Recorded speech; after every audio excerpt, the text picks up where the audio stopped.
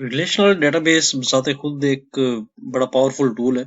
इसको broad level पे already world में यूज किया जा रहा था। जैसे कि हम पहले भी जिक्र कर चुके हैं, उसमें कुछ लिमिटेशंस थी जिसकी वजह से जो है ना नो एसक्यूएल जो है ना वो सामने आई और फिर काफी पॉपुलर होती चली गई, जिसने बहुत सारी फ्लेक्सिबिलिटीज प्रोवाइड की, बहुत सारी ऐसी लिमिटेशंस को मतलब अप किया, जिससे जो है ना यूजर्स इस तरफ माइल हुए। और ट्रेडिशनल जो रिलेशनल डेटाबेस मैनेजमेंट सिस्टम थी उसके मुकाबले में ये थोड़ा ऊपर आ गया।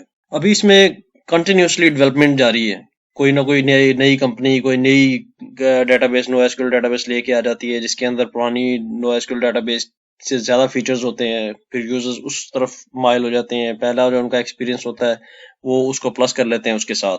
आज के जो यूजर्स हैं वो जस्ट रिलेशन नहीं मांगते कि टेबल्स का या डाटा का महज रिलेशन हो, वो उससे ज्यादा कुछ, उनकी रिक्वायरमेंट उससे ज्यादा है, जिसकी वजह से जो है ना ये इस तरह की no SQL database new 4J और बहुत सारी जो है ना मार्केट में जो है ना बहुत ज्यादा पॉपुलर होती चली जा रही है। उन यूजर्स का असल एक्चुअल टारगेट ये होता है कि डाटा हमारे पास बहुत ज्यादा है, ह्यूज डाटा है, और उस डाटा का आपस में रिलेशन भी है। फिर हमें उस डाटे को मैनेज भी इस तरीके से करना है कि उसकी परफॉर्मेंस पे कोई इशू ना आए, उसमें कोई मतलब डाटा लूज ना हो रहा हो, उसमें स्पीड मैनेजमेंट जो है ना वो फ्लेक्सिबल हो। तो इस तरह की सारी चीजें जो है ना देखी जाती हैं। फिर उसका इंफ्रास्ट्रक्चर देखा जाता है, उसकी कॉस्ट देखी जाती है, फिर उस डाटा की रिप्रेजेंटेशन देखी जाती है कि उसे हम कितना मतलब इजी करके जो है ना रिप्रेजेंट कर सकते हैं, कि जिसमें हमें कम से कम काम करना पड़े और ज्यादा से ज्यादा जो इन्फॉर्मेशन है ना हम यूजर्स के सामने ला सकें। एक normal relational database management system के अंदर एसक्यूएल वर्क करती थी, कि मोस्ट पॉपुलर लैंग्वेज है जिसे स्ट्रक्चर क्वेरी लैंग्वेज के नाम पे जो है ना जाना जाता है। और स्ट्रक्चर क्वेरी लैंग्वेज से इसलिए मैंने पहले भी जिक्र किया है कि इसलिए कहा जाता है कि जो रिलेशनल डेटाबेस होती है वो उसको स्ट्रक्चरल डेटाबेस भी कहते हैं।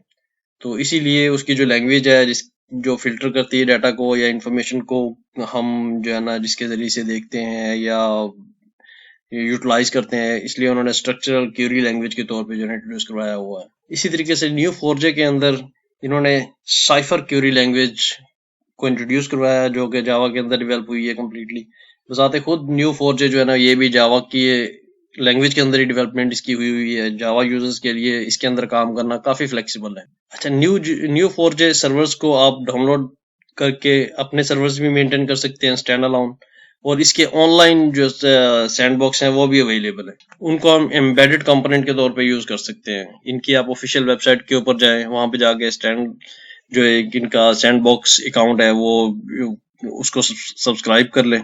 इनकी ऑफिशियल वेबसाइट के ऊपर अगर आप जाएं sandbox.new4j.com के ऊपर इनका सैंडबॉक्स अकाउंट अवेलेबल हो जाता है। जैसे कि मैंने एक छोटा सा सब्सक्राइब कर लिया अपने ईमेल के साथ। उसके बाद उसके अंदर आप अपना कोई भी प्रोजेक्ट बना सकते हैं, उसे यूटिलाइज कर सकते हैं। न्यू 4J डेटाबेस आपके पास आ जाएगी, उसको एज API सर्विस के तौर पे यूटिलाइज किया जा सकता है एम्बेडेड कंपोनेंट के तौर पे। इसमें न्यू प्रोजेक्ट के ऊपर अगर आप क्लिक करें तो ये देखिए आपको डिफरेंट प्रोजेक्ट्स दिखाएगा। ये फार्मा पेपर्स के हवाले से, फिर क्राइम इन्वेस्टिगेशन के हवाले से प्रोजेक्ट बना सकते हैं आप। इसे लैंक सैंडबॉक्स हो सकता है। इस तरह डिफरेंट किस्म की जो है ना इसकी वो फीचर्स के साथ जो है ना प्रोजेक्ट्स आप इसके ऊपर बना सकते हैं। उसी तरह के उससे रिलेटेड जो है फीचर्स हैं वो एक्टिवेट कर देते हैं आपके प्रोजेक्ट के ऊपर।